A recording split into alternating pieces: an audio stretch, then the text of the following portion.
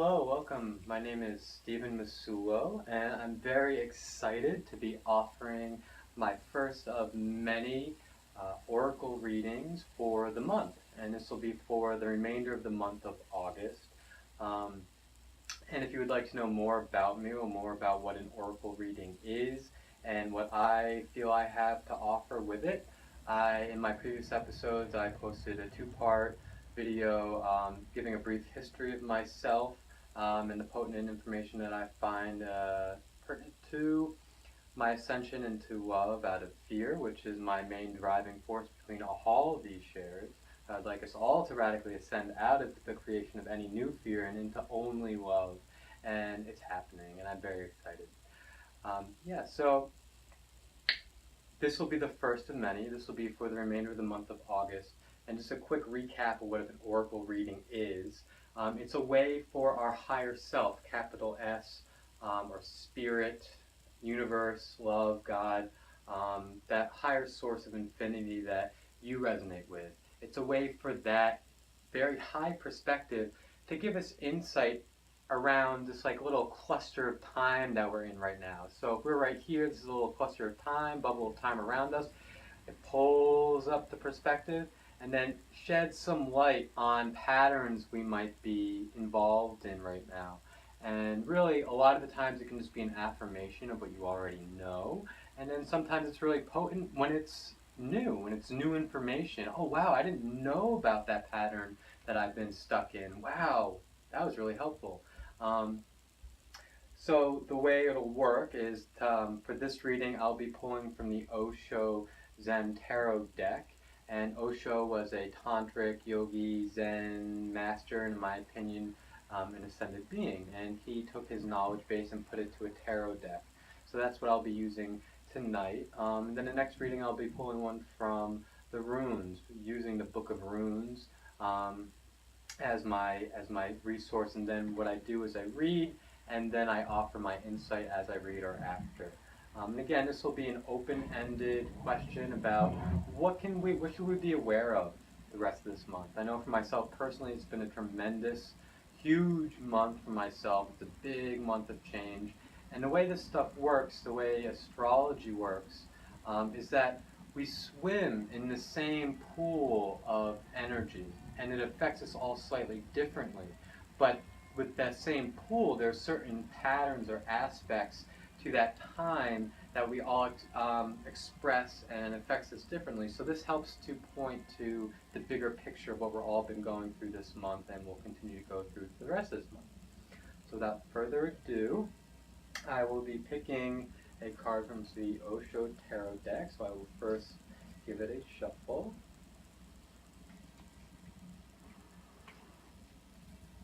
And splitting it once. And then I will pull out a card. And the thing that's nice about these Osho Zen Tarot cards, which is a little bit different from some traditional tarot cards, is that there's not a right or wrong way to pull. I mean, there's not a reverse or upside to it. It's just one message for the card. And it's all these tools are love-based tools. Even the runes, you can get reverse signs or upside down signs, but even those are positive. So all this is just love-based information to help us on our spiritual quest, our spiritual journey as spiritual warriors. All right, very exciting. I love this card. The Fool. I'm not sure how well you can see that, but there it is. And this is a potent card. It's a major arcane, and it's the card 0.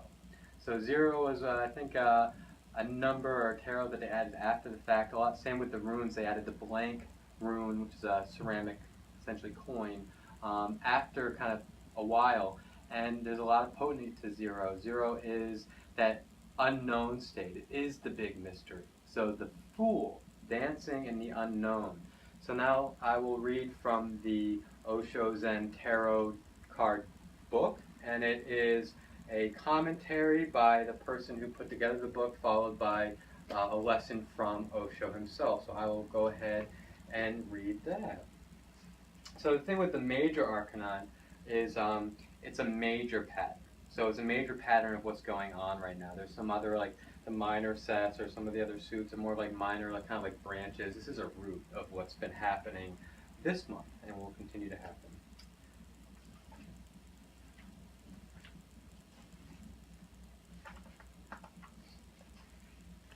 All right. So the Fool. Moment to moment, and with every step, the Fool leaves the past behind. So right away, that might be resonating. I know for myself, I've redefined myself this month. I've stood up for myself this month. I've allowed the words that have been bubbling up inside me this month to actually come out, to actually say the words I want to say, to share the views I actually believe in.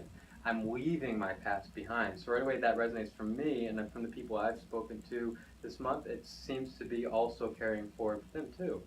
So to carry on, she or he carries nothing more than her or his purity, innocence, and trust, symbolized by the white rose in her or his hand. I guess in this case it is a man. The pattern on his waistcoat contains the colors of all four elements of the tarot, indicating that he is in harmony with all that surrounds him. So he's finding divine balance between all the opposites, all the elements. His intuition is, or her or his intuition is functioning at its peak. I've experienced that. At this moment, the Fool has the support of the universe to make this jump into the unknown. So that's saying that our essence is love. The universe is love. The universe is infinite, ever expanding into more, can contain everything within itself. Same definition for the proper love, which is ever expanding. It can hold all of fear's patterns, which doesn't make those fear patterns a quality of love, but it can still hold them with compassion. It's ever expanding into more, into the infinite. So it's saying that the infinite supports this. His intuition is functioning at a peak. At this moment, the Fool has the support of the universe to make this jump into the unknown, making radical life changes, this is saying. Adventures await him in the river of life. The unknown is nothing but an adventure when you surrender to it. The card indicates that if you trust your intuition right now, your feeling of the rightness of things, you cannot go wrong. So that's your gut feeling. That's the feeling inside of you that maybe, I know for myself, I experienced a lot of social anxiety and I was terrified to stand up for myself. So in a lot of situations, I always had an unpleasant feeling throughout my whole body. You know, that's my gut feeling telling me to walk in the other direction, that I'm not listening to my own truth. And it's the time to draw yourself towards the things that you love. Now is the time to watch all your favorite love movies or Disney movies or movies that bring you light, to place yourself in environments that are beautiful, that help to uplift you, to surround yourself with like-minded people who are compassionate, who will accept your view, who aren't trying to push their view on you. Now is that time.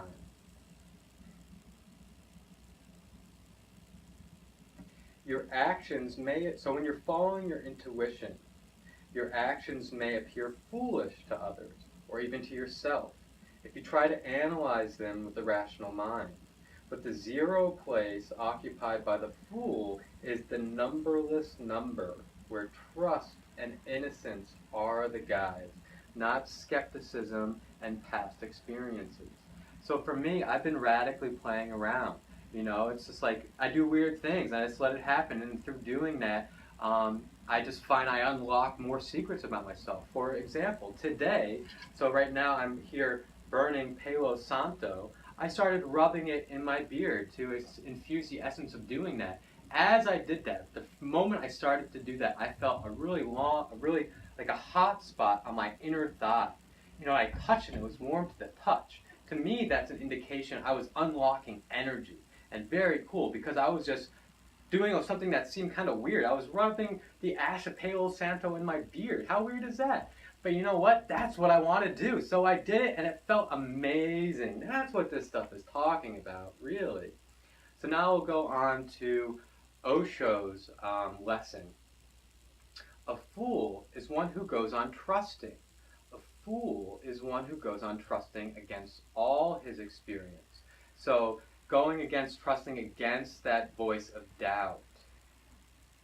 You deceive him and he trusts you. And you deceive him again and he trusts you. And you deceive him again and he trusts you. Then you will say that he is a fool. He does not learn. His trust is tremendous. His trust is so pure that nobody can corrupt it. That's trust in self. That's saying that nobody's words can ever touch the core of who I am, my belief system. Be a fool in the Taoist sense, in the Zen sense.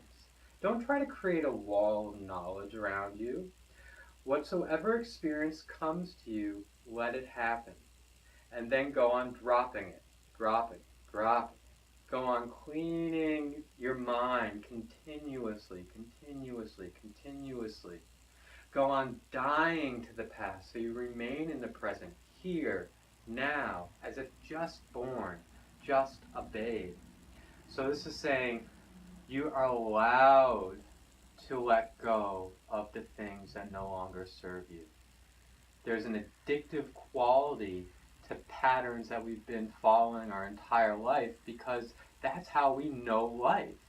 And the idea of not having that as a support system, as something to fall back to, as some kind of grounding into in a sense of what the hell is going on around here, because this is how I've related to the world my whole life. Getting rid of that can be scary because I'm addicted to that, even though I don't like it. Even though this social anxiety, this disassociation, this social anxiety pushes me into doesn't feel good, it's how I feel safe. Because I don't have the strength to stand up for myself yet until I do. Until I did. And I do. So this is what this is saying here. So let me see if I can find my place again.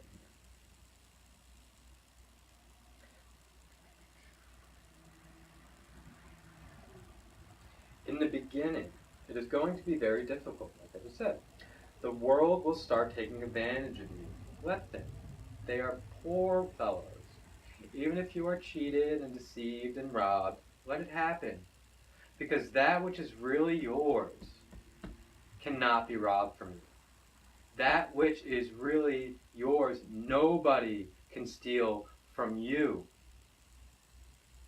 And each time you don't allow situations to corrupt you, that opportunity will become an integration inside. Your soul will become more crystallized.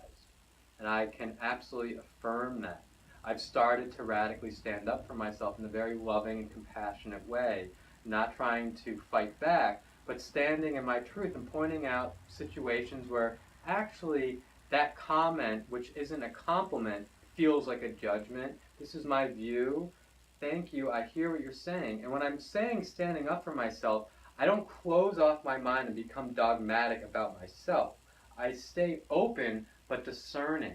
So I stay open to try to hear and see and perceive if there's any truth in what they're saying, or if there's anything I can infuse into my own belief. Not changing my belief to match theirs. Borrow from it, infuse from it, edit. We're always editing our belief system, and we can take inspiration from others, even if it comes off as a judgment, because behind the judgment, they might be pointing to something. Maybe, maybe not. And again, that's where the discernment of the gut feeling, if it doesn't feel good, if it just doesn't feel good, and it comes down to that simple. If it feels unpleasant, walk away, or find a way to dance out of the situation, maneuver out of the situation with compassion and humbleness. If it feels good, dance toward it, increase it, exaggerate it. Now is the time to plant both feet in our loving passions and desires. And I think I feel complete with that for now.